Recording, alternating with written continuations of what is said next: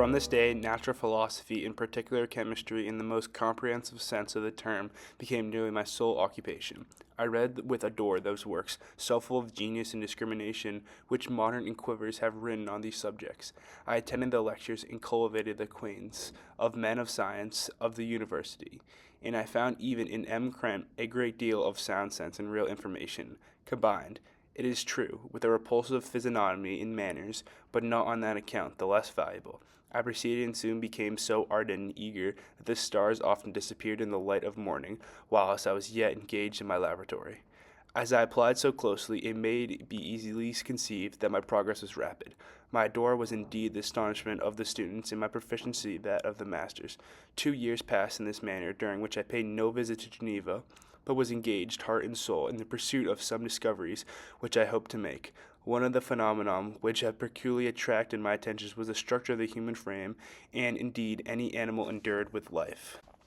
After days and nights of incredible labor and fatigue, I succeeded in discovering the cause of generation in life. Nay, more, I became myself capable of bestowing animation upon life. After so much time spent in painful labor, to arrive at once at the summit of my desires was the most gratifying consumption of my toils. But this discovery was so great and overwhelming that all the steps by which I had progressively led to it were obliterated, and I beheld only the result. It was with these feelings that I began the creature of human being. I resolved, contrary to my first intention, to make the being of gigantic stature, that is to say, about 8 feet in height and proportionately large. After having formed this determination, and having spent some months in successful collecting and arranging of my materials, I began.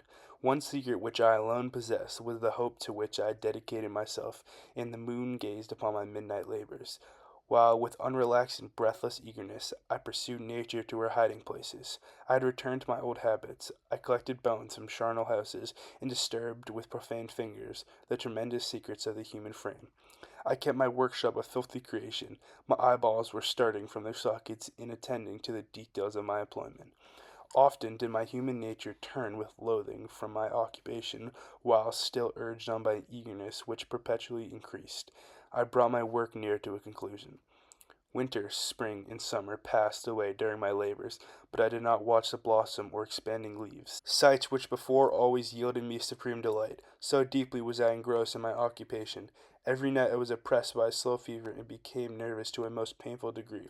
The fall of a leaf startled me, and I shunned my fellow creatures as if I had been guilty of a crime.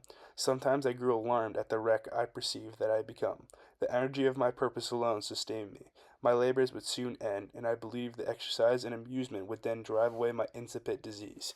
It was on a dreary night of November that I beheld the accomplishment of my toils.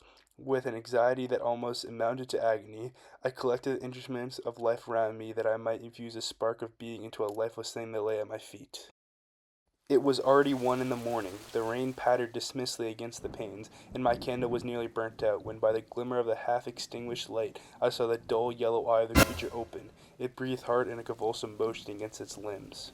Unable to endure the aspect of the being I had created, I rushed out of my room, and continued a long time traversing my bedchamber, unable to compose my mind to sleep. I slept, indeed, but I was disturbed by the wildest dreams. I thought I saw Elizabeth in the bloom of health, walking in the streets of Ingolstadt. Delighted and surprised, I embraced her. But eyes imprinted the first kiss on her lips, they became livid with the hue of death. Her features appeared to change, and I thought I held the corpse of my dead mother in my arms. I beheld the wretch, the miserable monster who I created. He held up the curtain of the bed, and his eyes, if eyes they may be called, were fixed on me.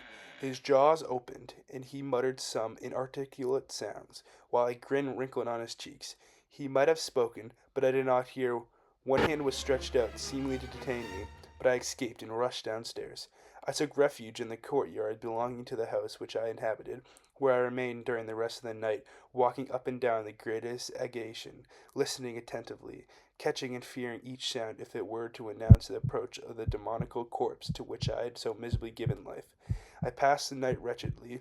Sometimes my pulse beat so quickly and hardly that I felt the palpitation of every artery. I continued walking in this manner for some time, endeavoring by bodily exercise to ease the load that weighed upon my mind. I traversed the streets without any clear conception of where I was or what I was doing. My heart palpitated in the sickness of fear, and I hurried on with irregular steps, not daring to look about me. Like one on a lonely road, doth walk in fear and dread. Having once turned around, walks on. Turns no more in his head, because he knows a frightful fiend doth close behind him tread. On the door being opened, I perceived Henry Clerval, who, on seeing me, instantly sprung out. My dear Frankenstein, how glad I am to see you. It is very weird that you are here at this exact point in time violating. You may easily believe.